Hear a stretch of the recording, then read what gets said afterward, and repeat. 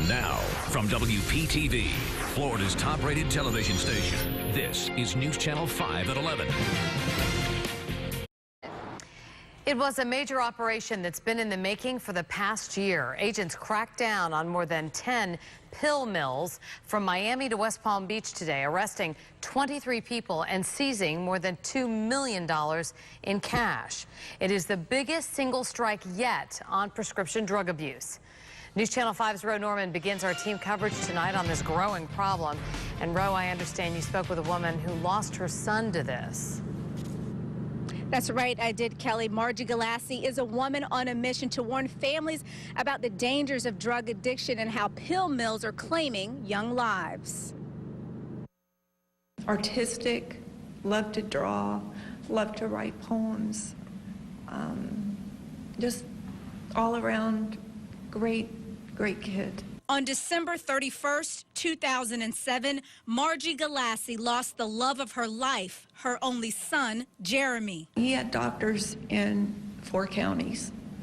He had pharmacies. He knew what pharmacy to go to for which doctor. He knew which pharmacies were databased. Jeremy died from a drug overdose. His drugs of choice were oxycodone, methadone, Xanax, and cocaine. He had become addicted to pain medication after an injury. My son would be 30 on Monday. The 28th was his birthday. Galassi said if pain clinics were monitored by the government, her son would still be here. Following a year investigation, federal agents raided and closed 4 pain clinics in Palm Beach County. It's cash business. That's where the red flags come up. And the volume, 1,000 pills to somebody in a week, I mean, you know, that's not legitimate. Lawmakers created a database to track who, when, and where prescriptions are filled. The database was set to go into effect this spring, but Governor Rick Scott does not approve and said it's an invasion of privacy. They have got to regulate these narcotics, and no matter what Governor Scott thinks, if he does not do something, it's on his head when these children are lost. Authorities say they are doing what they can at the local level to close illegal pain clinics. Live in West Palm Beach, Ro Norman, WPTV News Channel 5. Martin County also took a big step in stopping pill mills. Commissioners passed an ordinance yesterday regulating the so-called pain clinics. The ordinance will prevent pain clinics from being closer than 1,000 feet from any other pain management clinic, and also keep them further than 5,000 feet from I-95 or the Turnpike. The abuse of these prescription drugs isn't just a problem here at home. It is widespread and particularly affects some of our wounded warriors. I don't remember even taking them very often for pain, and then next thing you know, I remember buying them because I was running through my prescriptions. There was an uncle when I was a child. He used to sneak up into my room when I was about 9 or 10. It was an insurgent attack in Iraq that set Lance Corporal Dustin Gross on the path to prescription drug abuse, powerful narcotics to ease the pain of his devastating injuries. I was miserable. I felt different inside and awful and lonely, and it was bad, and so I sought out drugs.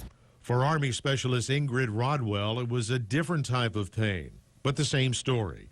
Prescription drug abuse is increasingly common, not just in the military. These aren't being smuggled. They aren't being grown. They aren't being sold from behind a gas station. They're coming right out of medicine cabinets. They're coming right out of doctors' offices. And I think that is what has made it harder for us to deal with it. Florida was about to implement a prescription drug monitoring program that could have killed pill mills.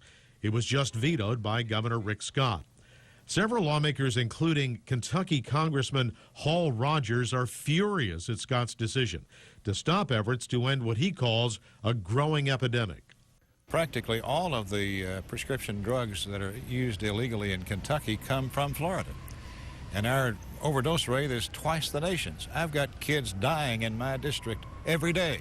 Shutting those pill mills down is going to make such a difference in the quality of life for families and people here in Kentucky, and I think it's going to save lives in the state of Florida.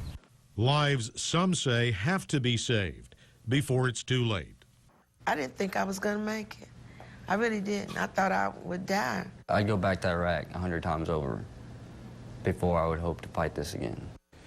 The military continues working to develop programs to help those addicted to prescription drugs. It's an ongoing process. Of great concern is the military's struggle to track the illegal sharing of prescription drugs between servicemen and women. A new search today was launched at the home